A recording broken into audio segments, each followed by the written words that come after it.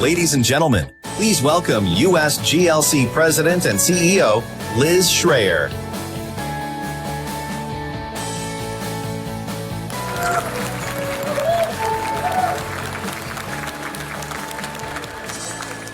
Ready to get this party started? Well, welcome everybody to USGLC's 2026 Impact Forum. I am thrilled to see you all here and to welcome all of you. So I want to tell you, last month I attended the opening night of the revival of the show 1776 at Ford Theater. It was part of America's 250th celebration. For those of you who don't know it, it's the musical reenactment of the Continental Congress and the spirited debate that led to the Declaration of Independence. So that night, it was very Washington. All the VIPs were there, senators, congressmen, cabinet secretaries. And I watched as I was wondering what they were all thinking as the plot turned to the precariousness, the improbability of 13 colonies succeeding in the birth of our nation. Now, watching the show, I was struck by the tenacity of the passion and the leadership that won the day. Now, during intermission, I was very pleased to run into a whole bunch of USGLC leaders. And we got in the hallway and we gaggled together and we chatted. And the conversation quickly turned from the chaos of Philadelphia in 1776 to the precariousness and unpredictability of our own past year at USGLC. And I have to tell you, the parallels did not go unnoticed. You see, at this time last year, we faced proposed cuts of 85% to America's international affairs budget. Members of Congress who had supported these programs their entire career in global health, in food security, in democracy, in humanitarian assistance were very quiet. But because of all of you, your tenacity, your passion, your leadership, this is not where the story ended. Over the last year, you spoke up. And USGLC was very proud to help lead this story. More than 940 in-district meetings were held. Over 1 million citizens contacted their elected officials. So when an effort to rescind funding for PEPFAR happened, you helped save, listen to this, $400 million to this life-saving program. When another rescission was attempted to cut $16 billion from international assistance, congressional leaders on a bipartisan basis with your support saved $11 billion to programs that are critical to America's economic and security assistance and interests. And instead of those proposed 85% cuts, Congress rejected them and passed instead a overwhelmingly bipartisan bill that was just 16% cut, saving $40 billion and reaffirming support for diplomacy and international assistance. That's a winning day.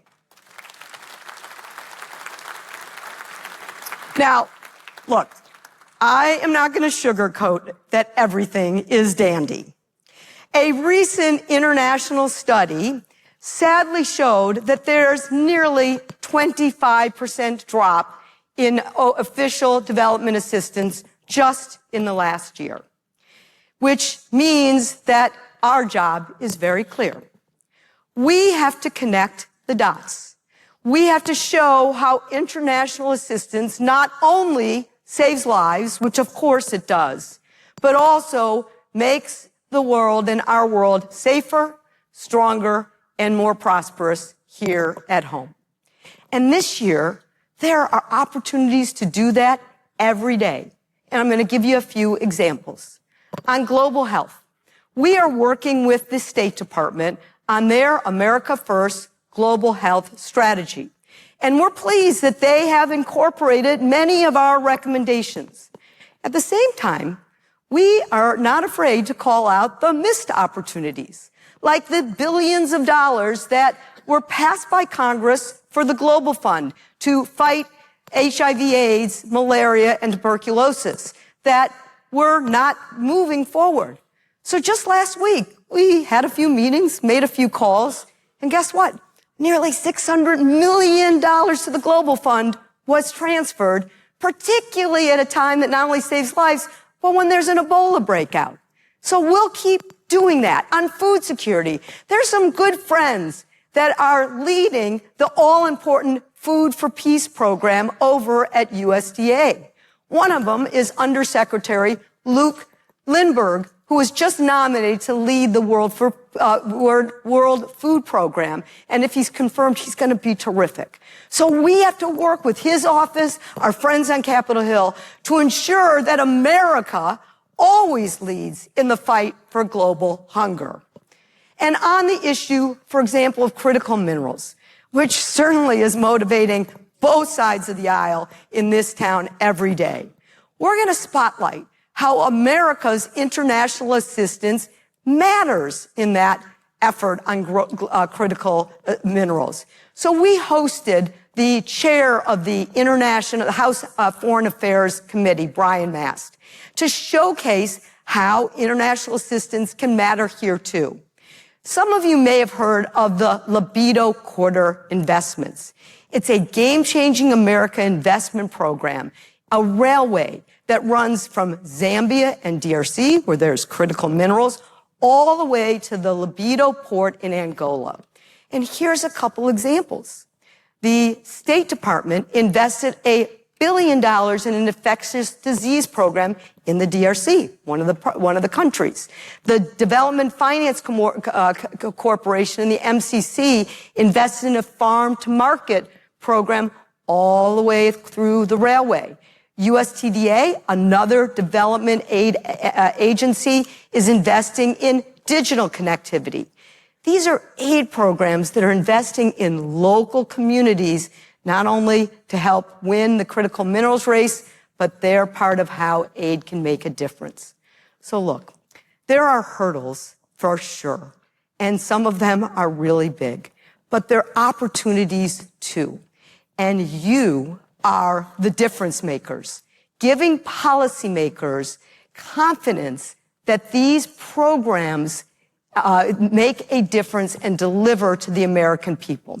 Members of Congress and candidates we're seeing every day are seeking out USGLC to engage with your voices, your ideas, and your expertise, and what it takes for America to win in the world.